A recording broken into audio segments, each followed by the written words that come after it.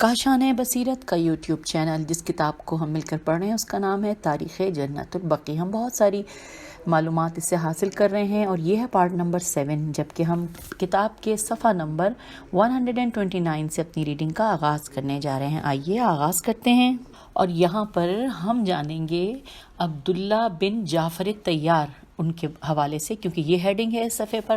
لکھا ہے جناب عبداللہ بن جعفر طیار اسلام کی مایہ ناز شخصیت ہیں۔ حضرت پیغمبر اسلام صلی اللہ علیہ وآلہ وسلم آپ سے بہت محبت کرتے تھے اور ہمیشہ آپ سے احترام کا سلوک کرتے تھے۔ آپ کے والد جعفر طیار اور والدہ اسماء بنت امیس تھیں۔ آپ کی ولادت حبشہ میں ہوئی۔ کہا جاتا ہے کہ حبشہ میں پیدا ہونے والے سب سے پہلے مسلمان مولود تھے، اور حوالہ ہے الاستیعاب فی اسماء الاصحاب، الاصابت فی معرفت الصحابہ، جلد نمبر 2 صفحہ نمبر 289۔ اور یہاں پر یہ حوالہ ہم نے پڑھ لیا۔ آگے لکھا ہے کہ حضرت جعفر طیار 8 ہجری کو حبشہ سے مدینہ تشریف لائے۔ اس وقت قلعہ خیبر فتح ہو چکا تھا اور مسلمان خوشی منا رہے تھے۔ اسی سال جناب جعفر طیار بن ابی طالب، زین بن حارثہ اور عبداللہ بن رواحہ کی ہمراہی میں شام کی طرف روانہ ہوئے۔ اسی دوران جنگ موطا ہوئی اور حضرت جعفر شہید ہو گئے۔ حوالہ ہے مقاتل الطالبین صفحہ نمبر 6 اور مغازی صفحہ نمبر 401۔ آگے لکھا ہے کہ اس وقت جناب عبداللہ نہایت مغموم ہوئے اور حضرت پیغمبر اسلام صلی اللہ علیہ وآلہ وسلم نے آپ کو دلاسا دیا اور ان کے والد کے غم میں اظہار ہمدردی فرمایا۔ چنانچہ جناب عبداللہ نے حضرت صلی اللہ علیہ وآلہ وسلم کے اظہار محبت و ہمدردی کی بابت یوں فرمایا۔ ہم آگے ہیں پیج 130 پہ، اور یہاں پہ عربی ہے، اس کا ہم ترجمہ پڑھتے ہیں۔ لکھا ہے کہ مجھے یاد ہے کہ حضرت پیغمبر اسلام صلی اللہ علیہ وآلہ وسلم میری والدہ کے پاس تشریف لائے اور میرے والد کی تعزیت کی اور ان کی رحلت پر اظہار غم کیا۔ میں اس وقت حضرت صلی اللہ علیہ وآلہ وسلم کو دیکھ رہا تھا۔ آپ نے میرے سر پر ہاتھ پھیرا اور میرے بھائی کے سر پر ہاتھ پھیرا۔ اس وقت آپ صلی اللہ علیہ وآلہ وسلم کی آنکھوں سے آنسو جاری تھے، جبکہ روتے روتے آپ کی ریش مبارک آنسوؤں سے تر ہو گئی تھی۔ اگلے پیراگراف میں لکھا ہے کہ اس سے ثابت ہوتا ہے کہ عبداللہ بن جعفر عہد طفولیت یعنی طفلی ہی سے حضرت پیغمبر اسلام صلی اللہ علیہ وآلہ وسلم کی شفقت سے بہرہ تھے، اور حضرت صلی اللہ علیہ وآلہ وسلم نے ان کے بارے میں نیک صفات کا تذکرہ فرمایا۔ اب یہ حوالہ ہے تاریخ دمشق الکبیر جلد نمبر 7 صفحہ نمبر 239 اور کنز الاعمال جلد نمبر 11 صفحہ نمبر 65 اور مسند احمد بن حنبل جلد نمبر 1 صفحہ نمبر 4 اور جلد نمبر 2 صفحہ نمبر 205۔ یہ ہم نے پڑھ لیا۔ اگلا پیراگراف ہے کہ حضرت پیغمبر اسلام صلی اللہ علیہ وآلہ وسلم سے منقول ہے کہ آپ نے عبداللہ بن جعفر طیار کے لیے دعا فرمائی۔ اچھا جی، اب یہاں پہ لکھا ہے کہ اللہم بارک لہو فی، یہ والا اب یہ کیونکہ تھوڑا سا مٹا ہوا ہے اور زیر زبر پیش بھی نہیں، اس لیے میں اس کو ریپیٹ نہیں کر رہی ہوں۔ لکھا ہے پروردگار اس کے رزق میں برکت عطا فرما، اس کی تجارت میں برکت عطا فرما۔ اور حوالہ ہے سفینۃ البحار، کنز الاعمال، مسند احمد بن حنبل، سنن دار قطنی۔ یہاں پہ جو بریکٹ میں یہ حوالے تھے میں نے آپ کو یہ بتا دیے۔ اب ہم آگے چلتے ہیں۔ لکھا ہے تاریخ ابن عساکر میں مرقوم ہے کہ حضرت پیغمبر اسلام صلی اللہ علیہ وآلہ وسلم نے عبداللہ سے فرمایا، جو یہ فرمایا وہ عربی میں ہے، ہم اس کا ترجمہ پڑھتے پڑھتے پیج 131 پہ آ گئے ہیں۔ لکھا ہے جعفر اخلاق و عادات میں میرے مشابہ تھے، اور تم اے عبداللہ اپنے باپ کے مشابہ ہو، انورٹڈ کاما کلوز، یہ جو تھا یہ رسول پاک نے فرمایا تھا۔ آگے لکھا ہے کہ عبداللہ بن جعفر سخاوت میں مشہور تھے، یہاں تک کہ انہیں قطب السخا کہا جاتا تھا۔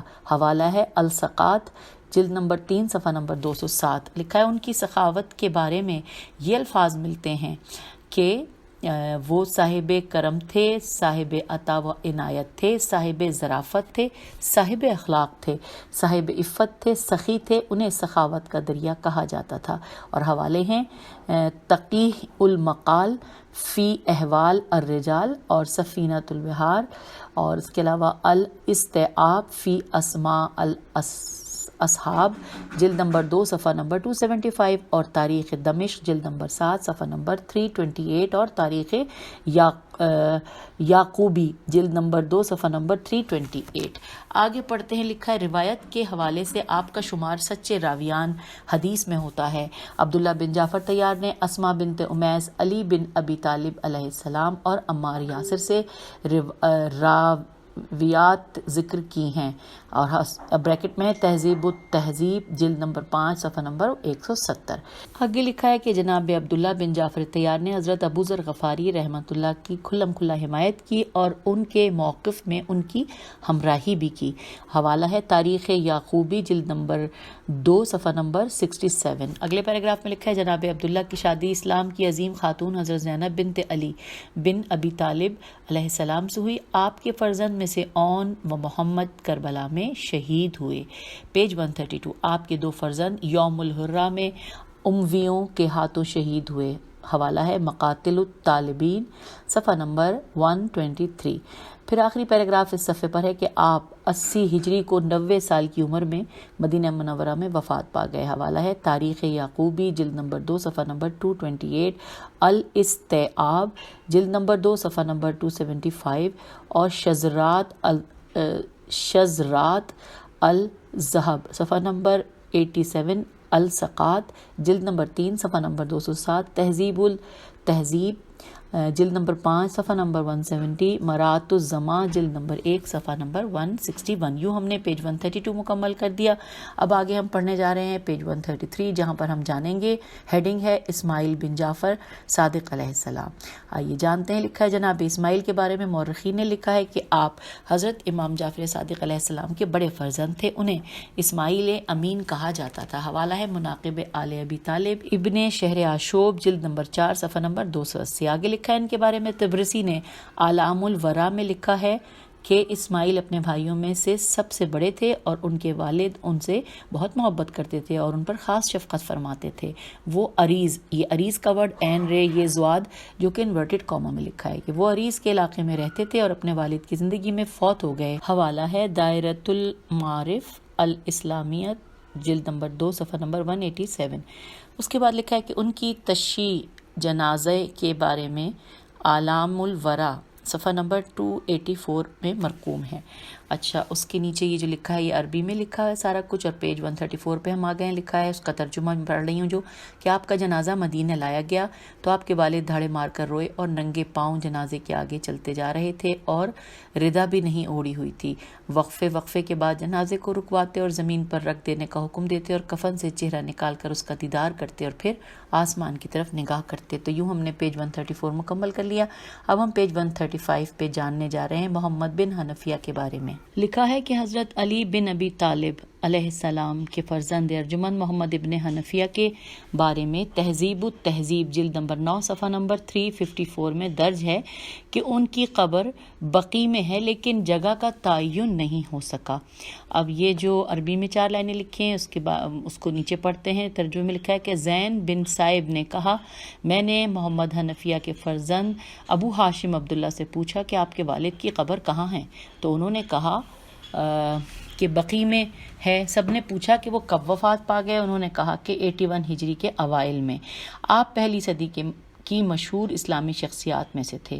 یہ ہم نے پڑھ لیا۔ اب ہم آ گئے پیج نمبر 136 پہ اور یہاں ہم پڑھنے جا رہے ہیں حضرت صفیہ بنت عبد المطلب، ان کے بارے میں لکھا ہے حضرت صفیہ جناب عبد المطلب کی دختر اور عوام بن خویلد کی زوجہ تھیں۔ آپ صدر اسلام کے واقعات اور نہایت سنگین حالات میں پرچم اسلام کی سربلندی میں شریک رہیں۔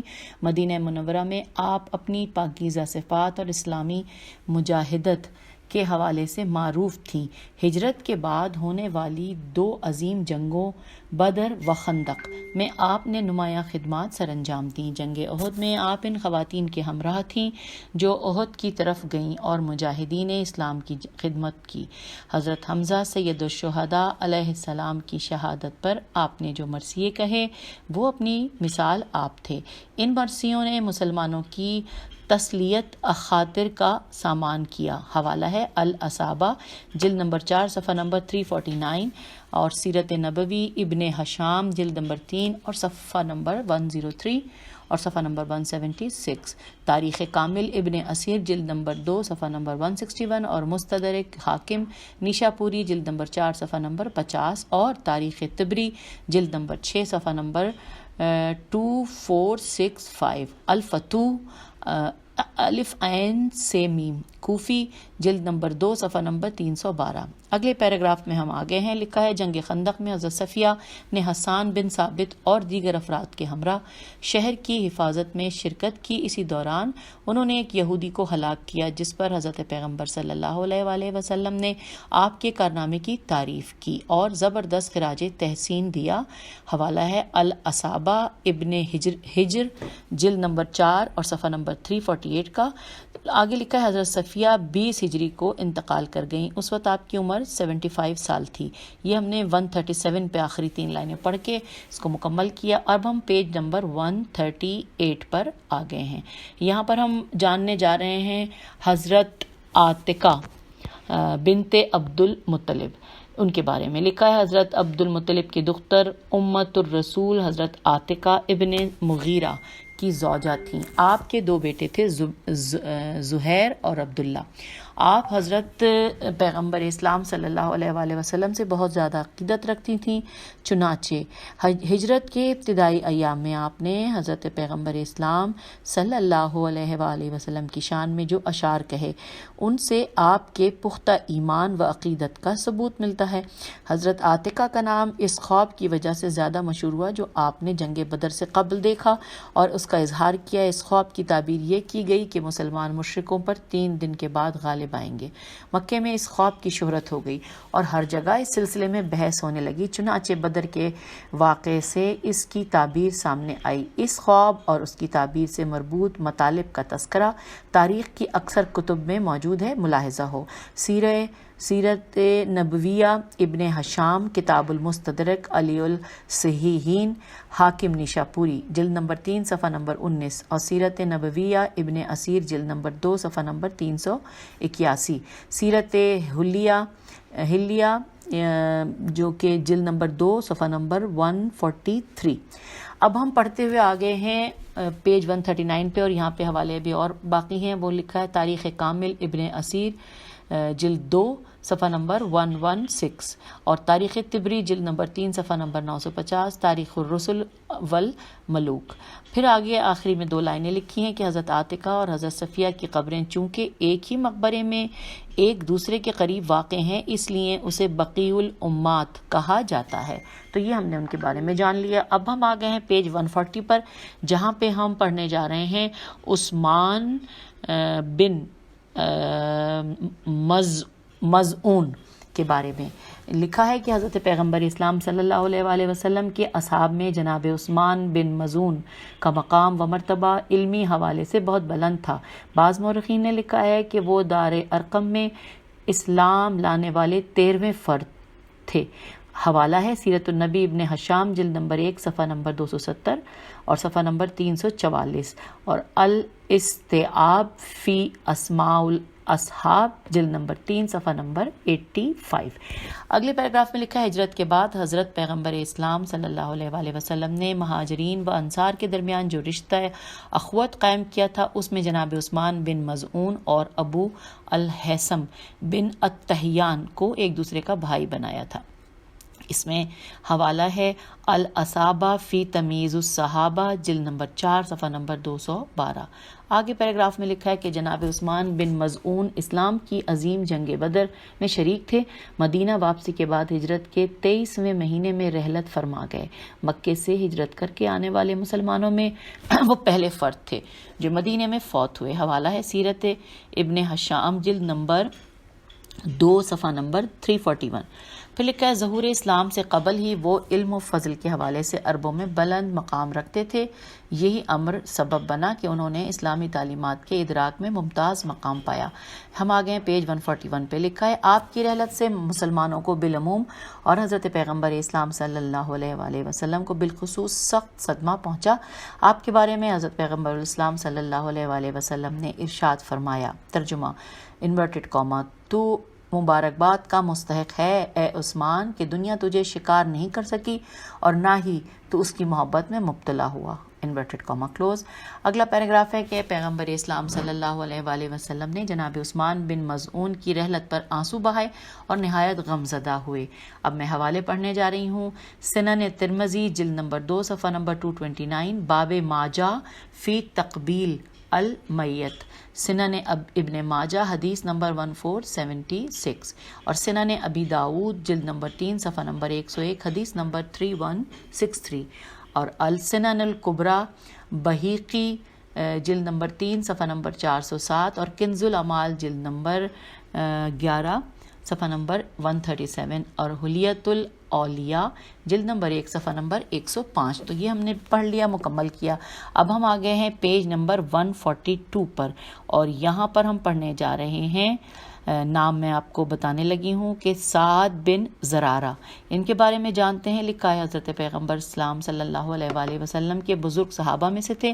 آپ طائفہ بنو نجار انورٹڈ کاما میں ہے، آپ طائفہ بنو نجار کے سربراہ تھے جو کہ مدینے کا مشہور خاندان تھا۔ اسلام کی بلند پایہ تعلیمات سے آشنائی کے بعد اسلام لائے اور پھر اسلام کی تبلیغ کی، چنانچہ انہوں نے حضرت صلی اللہ علیہ وآلہ وسلم سے درخواست کی کہ یثرب کے لوگوں کی ہدایت کے لیے کسی مبلغ کو بھیجیں جو قرآنی معارف سے آشنائی رکھتا ہو تاکہ لوگوں کی فکری و عملی تربیت کا ہدف پورا ہو سکے۔ لہٰذا حضرت پیغمبر اسلام صلی اللہ علیہ وآلہ وسلم نے مصعب بن عمیر کو بھیجا۔ حوالہ ہے حلیت الاولیاء جلد نمبر 1 صفحہ نمبر 106۔ اس کے بعد اگلا آخری پیراگراف اس صفحے پر کہ آپ کی وفات ہجرت کے پہلے سال ہوئی جبکہ ابھی مسجد النبی صلی اللہ علیہ وآلہ وسلم کی تعمیر مکمل نہ ہوئی تھی۔ پھر بریکٹ میں لکھا ہوا ہے مراعۃ الجنان، اور پھر لکھا ہے کہ ان کی وفات پر حضرت پیغمبر اسلام صلی اللہ علیہ وآلہ وسلم نے گریہ فرمایا اور خود ہی ان کی تغسیل و تجہیز فرمائی اور تکفین کے بعد ان کی نماز جنازہ ادا کی اور تدفین کے لیے جنازے کے ساتھ پیادہ بقیع تک تشریف لے گئے اور اپنے ہاتھوں سے انہیں قبر میں اتارا اور ان کے لیے دعا کی۔ حوالہ ہے الطبقات الکبریٰ جلد نمبر 3 صفحہ نمبر 608۔ اب ہم آگئے ہیں پیج نمبر 143 پر، جہاں پر ہم پڑھنے جا رہے ہیں، میں نام آپ کے سامنے پڑھنے لگی ہوں کہ سعد بن معاذ۔ لکھا ہے کہ صدر اسلام کے بزرگ صحابیوں میں سے تھے، جنگ بدر میں اوس قبیلے کی نمائندگی کرتے ہوئے شریک ہوئے۔ اس جنگ میں حضرت علی علیہ السلام مہاجرین مکہ کا پرچم اٹھائے ہوئے تھے۔ حوالہ ہے سیرت نبویہ ابن حشام جلد نمبر 2 صفحہ نمبر 264 اور سیرت حلیہ جلد نمبر 2 صفحہ نمبر 150۔ تو اس کے بعد لکھا ہے اگلا پیراگراف ہے کہ ان کا مقام و مرتبہ حضرت پیغمبر اسلام صلی اللہ علیہ وآلہ وسلم کے یہاں بہت بلند تھا اور اسلام کی تبلیغ اور خالصانہ خدمت گزاری میں آپ نے بلند کردار ادا کیا۔ جنگ بدر میں سعد بن معاذ نے حضرت صلی اللہ علیہ وآلہ وسلم کے لیے مخصوص و محفوظ جگہ کا انتظام کیا جس پر حضرت صلی اللہ علیہ وآلہ وسلم نے انہیں دعائیں دیں۔ پھر لکھا ہے 6 ہجری میں سعد نے جنگ خندق میں شرکت کی اور اس میں شدید زخمی ہو گئے۔ ان کی وفات پر حضرت صلی اللہ علیہ وآلہ وسلم نے گریہ فرمایا اور ان کی نماز جنازہ خود پڑھائی۔ ان کو حضرت فاطمہ بنت اسد علیہ السلام کی قبر کے قریب دفن کیا۔ اب آئیے ہم آ گئے 144 پیج پہ، یہاں ان کے بارے میں کچھ اور معلومات لکھی ہیں کہ حضرت صلی اللہ علیہ وآلہ وسلم نے ان کی رحلت پر فرمایا کہ سعد بن معاذ کی موت سے عرش لرز اٹھا ہے۔ حوالہ ہے صحیح مسلم جلد نمبر 8 صفحہ نمبر 21، تفسیر قمی جلد نمبر 2 صفحہ نمبر 181 اور سنن ترمذی باب مناقب جلد نمبر 5 صفحہ نمبر 353 اور سنن ابن ماجہ جلد نمبر 1 صفحہ نمبر 68۔ تو یوں ہم نے یہ مکمل کر لیا۔ اب ہم پیج نمبر 145 کی طرف آگے ہیں، یہاں پر ہم پڑھنے جا رہے ہیں ابو سعید خدری کے بارے میں۔ آئیے پڑھتے ہیں۔ لکھا ہے حضرت صلی اللہ علیہ وآلہ وسلم کے قریبی اصحاب اور بااعتماد افراد میں سے تھے۔ تاریخ اسلام میں آپ کا مقام بہت بلند ہے۔ ان کے والد جناب مالک بن سنان جنگ احد میں شریک تھے اور حضرت صلی اللہ علیہ وآلہ وسلم کی تیمارداری کرتے رہے اور بنور بجر میں بحر ہے یا بجر میں سے تنہا شخص تھے جو اس جنگ میں شہید ہوئے۔ حوالہ ہے سیرت نبویہ ابن ہشام جلد نمبر 3 صفحہ نمبر 83 اور 129 اور الاصابہ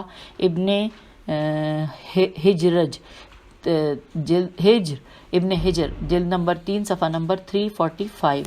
آگے لکھا ہے ابتدائے ظہور اسلام سے ہی آپ نے اپنی خدمات پیش کی اور ہمیشہ تبلیغ اسلام کے فریضے میں سرگرم عمل رہے۔ صحابہ کرام میں شجاعت اور علم کے حوالے سے معروف تھے۔ حوالہ ہے تہذیب التہذیب جلد نمبر 3 اور المعارف صفحہ نمبر 116۔ اس کے بعد اگلا پیراگراف ہے کہ حضرت صلی اللہ علیہ وآلہ وسلم کی وفات کے بعد معتبر ترین راویان حدیث میں شمار ہوتے تھے۔ اہل بیت علیہم السلام کے مناقب میں آپ کی بیان کردہ احادیث کثرت سے ملتی ہیں، چنانچہ الحسن والحسین سید اشباب اہل الجنت، یہ انورٹڈ کام میں لکھا ہوا تھا، اور حدیث ثقلین جو ہے وہ دوسری بھی لکھی ہوئی ہے کہ انی تارک فیکم الثقلین کتاب اللہ و عطرتی اہل بیتی، اور کے راویوں میں سر فہرست ان کا نام آتا ہے۔ یوں ہم نے پیج 145 مکمل کر لیا۔ پیج 146 کے اوپر اسی طرح بالکل بلیک ہے تو ان کے مطابق تصویر ہے جس کے اوپر لکھا ہے قبر مبارک جناب ابو سعید خدری، لیکن وہ ہمیں نظر نہیں آ رہی ہے، بالکل بلیک ہے۔ ہم پیج 147 پہ آگے پڑھ رہے ہیں، اور کیونکہ جو ہم نے پچھلا پڑھا ہے فہرست میں ان کا نام آتا ہے، یہ جو حدیث الثقلین کا، اس کے حوالے کون کون سے ہیں یہ ہم پیج 147 پہ آگے ہیں پڑھنے کے لیے۔ لکھا ہے تفسیر در منشور، جمع الجوامع اور تاریخ الخلفاء وغیرہ۔ اسی طرح حدیث غدیر من کنت مولا و فہذا علی مولا کے راویوں میں بھی ان کا نام آتا ہے۔ حوالہ ہے انصاب الاشراف۔ اگلا پیراگراف ہے کہ جناب ابو سعید خدری سعد بن مالک کی وفات کے بارے میں بعض مورخین نے 74 ہجری اور بعض نے 64 ہجری ذکر کیا ہے۔ آپ کا انتقال مدینے میں ہوا۔ سمہودی نے وفاء الوفا جلد نمبر 3 صفحہ نمبر 5 اور 9 پر لکھا ہے کہ انہوں نے وصیت کی تھی کہ انہیں جنت البقیع میں اس جگہ دفن کیا جائے جہاں پہلے کوئی مدفون نہ ہو، لہٰذا انہوں نے خود ہی جگہ کا تعین کر کے اپنے فرزند کو اس کی نشاندہی کر دی، چنانچہ وہ جگہ حضرت فاطمہ بنت اسد علیہ السلام کی قبر کے قریب ہے۔ اب آئیے پیج نمبر 148 پر، جہاں لکھا ہے وہ شخصیات اور اصحاب النبی صلی اللہ علیہ وآلہ وسلم جن کی قبریں بقیع میں تھیں۔ لکھا ہے ظاہر ہے کہ مدینہ منورہ میں مسلمانوں کا قبرستان جنت البقیع تھا اور تمام قبائل اپنی اموات کو وہاں دفن کرتے تھے، تاہم جن مشہور اصحاب النبی صلی اللہ علیہ وآلہ وسلم کی قبور وہاں ہیں ان کے بارے میں تاریخ نگاروں نے فہرستیں دی ہیں، جن میں سے کچھ یہاں ذکر کی جاتی ہیں۔ ممکن ہے اس کے علاوہ چند صحابہ کرام کی قبور ہوں، مگر تواریخ میں شاذ و نادر ہی ان کا تذکرہ ملتا ہے۔ یاد رہے کہ اب ان قبور کے نشانات منہدم ہو چکے ہیں۔ اب اس پہ پوائنٹ وائز لکھا ہے نمبر 1 مقداد بن الاسود القزری 33 ہجری کو 70 سال کی عمر میں ان کی وفات ہوئی، اور حوالہ ہے حلیۃ الاولیاء جلد نمبر 1 صفحہ نمبر 272، مجمع الزوائد جلد نمبر 9 صفحہ نمبر 306، طبقات ابن سعد جلد نمبر 3 صفحہ نمبر 161، تاریخ یعقوبی جلد نمبر 1 صفحہ نمبر 524، اور اصابہ الف صاد الف بے ہے جلد نمبر 3 صفحہ نمبر 454۔ اگلا ہے کہ صہیب بن سنان متوفی 38 ہجری عمر 70 سال، حوالہ ہے طبقات ابن سعد جلد نمبر 3 صفحہ نمبر 226۔ اگلا نام ہے ابو ابس متوفی 43 ہجری عمر 70 سال، حوالہ ہے طبقات جلد نمبر 3 صفحہ نمبر 451۔ اگلا نام ہے سید بن حزیر متوفی شعبان 20 ہجری، حوالہ ہے طبقات جلد 3 صفحہ نمبر 606۔ اگلا ہے نام حویتب بن عبدالعزی متوفی 54 ہجری، کتاب کا حوالہ ہے تہذیب التہذیب جلد نمبر 1 صفحہ نمبر 207۔ اب ہم آگئے ہیں پیج 149 پہ، اور یہاں پہ بھی ہم نام ہی پڑھیں گے پورے صفحے پر ہے۔ اگلا نام ہے رکانہ بن عبد یزید ابن ہاشم حوالہ ہے تہذیب التہذیب جلد نمبر 1 صفحہ نمبر 252. اگلا نام ہے زید بن سہل ابو طلحہ انصاری. حوالہ ہے تقریب التہذیب جلد نمبر 1 صفحہ نمبر 275. اگلا نام ہے ارقم بن ابی ارقم متوفی 55 ہجری. حوالہ ہے سیرت نبویہ ابن حشام جلد نمبر 1 صفحہ نمبر 270. اگلا نام ہے اسامہ بن زید 54 ہجری.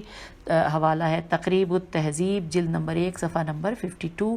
اگلا نام ہے عبداللہ بن سلام 43 ہجری. حوالہ ہے اسد الغابطہ جلد نمبر 3 صفحہ نمبر 176. اگلا نام ہے عبداللہ بن عمرو ابن مکتوم. حوالہ ہے السقات جلد نمبر 3 صفحہ نمبر 214. اگلا نام ہے ابو سلمہ عبداللہ بن عبد الاسد. حوالہ ہے طبقات جلد نمبر 3 صفحہ نمبر 239. اگلا نام ہے عبداللہ بن عتیق 56 ہجری. حوالہ ہے اسد الغابہ جلد نمبر 3 صفحہ نمبر 304. اگلا نام ہے قتادہ بن نعمان انصاری 23 ہجری. حوالہ ہے تہذیب التہذیب جلد نمبر 2 صفحہ نمبر 23. اگلا نام ہے جبار بن صخر. حوالہ ہے طبقات جلد نمبر 3 صفحہ نمبر 161. اگلا نام ہے حاتب بن ابی بلتع 30 ہجری. طبقات جلد حوالہ ہے طبقات جلد نمبر 3 صفحہ نمبر 114. اگلا نام ہے حکیم بن حزام 54 ہجری. حوالہ ہے تقریب التہذیب جلد نمبر 1 صفحہ نمبر 194. اگلا نام ہے عمرو بن حزام 51 ہجری. حوالہ ہے السقات جلد نمبر 3 صفحہ نمبر 267. اگلا نام ہے مخرمہ بن نوفل 54 ہجری اور حوالہ ہے الاصابہ جلد نمبر 6 صفحہ نمبر 70. اس کے بعد اگلا ہے عبداللہ بن انیس. حوالہ ہے السقات جلد نمبر 3 صفحہ نمبر 233. اگلا نام ہے براء بن مغرور. حوالہ ہے طبقات جلد نمبر 3 صفحہ نمبر 618. اگلا ہے جبیر بن مطعم 80 ہجری اور 95 ہجری، یہ دو لکھے ہوئے ہیں. اس کے بعد حوالہ ہے تقریب التہذیب اور جلد نمبر 1 صفحہ نمبر 126. اگلا نام ہے جابر بن عبداللہ 90 ہجری. حوالہ ہے تقریب التہذیب جلد نمبر 1 صفحہ نمبر 124. اگلا نام مستح بن اساسہ ابو عبادہ 34 ہجری. حوالہ ہے اصابہ جلد نمبر 6 صفحہ نمبر 88. اگلا نام معاذ بن افرا. حوالہ ہے طبقات جلد نمبر 1 صفحہ نمبر 218. اور آخری نام اس صفحے پر ہے زید بن ثابت 45 ہجری اور 50 ہجری، یہ دونوں اوبلیک کے ساتھ لکھے ہوئے ہیں. اور حوالہ ہے تقریب التہذیب جلد نمبر 1 صفحہ نمبر 272. اب ہم آگئے ہیں پیج 150 پر اور یہاں پر بھی ہم نام ہی پڑھیں گے. امید کرتی ہوں کہ ہم اس کو جلدی مکمل کر لیں گے. لکھا ہے ابن عمرو بن ثقیل ابو الاوار 50 ہجری اور حوالہ ہے طبقات جلد نمبر 3 صفحہ نمبر 379. اگلا نام ہے مالک بن تہان ابو الحسم. طبقات حوالہ ہے طبقات جلد نمبر 3 صفحہ نمبر 608. اگلا نام ہے ابو اسد ساعدی 60 ہجری. حوالہ ہے تہذیب التہذیب جلد نمبر 8 صفحہ نمبر 174. اور اگلا نام حوالے کے ساتھ جو ہے کتابوں کے وہ ہے کعب بن عمر السلمی اور ابو الیسر 55 ہجری اور کتاب کا نام ہے تقریب التہذیب جلد نمبر 2 اور صفحہ نمبر 135. اس کے بعد جو نام ہے ان کے آگے نہ کچھ ہجری لکھی ہے اور نہ ہی کوئی کتاب کا حوالہ ہے. میں بس نام پڑھنے جا رہی ہوں.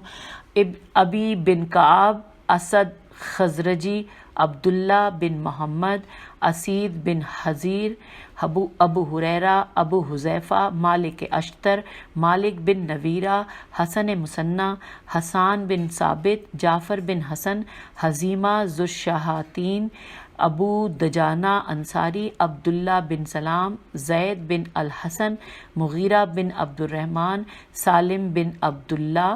اور اس کے بعد ہم اگلے صفحے کی طرف آ گئے ہیں 151 جہاں پہ صرف اسی طرح تصویر ہے اور جہاں پہ لکھا ہوا ہے کہ جو تصویر کے بارے میں. اچھا ہم پیج 152 پہ آ گئے ہیں. یہاں پہ ہم نام پڑھ رہے ہیں. مزید لکھا ہے خنیس بن حذاقہ معاذ بن افرا جبیر بن مطعم سعد بن زید عبداللہ بن عتیق اور البراء بن معرور.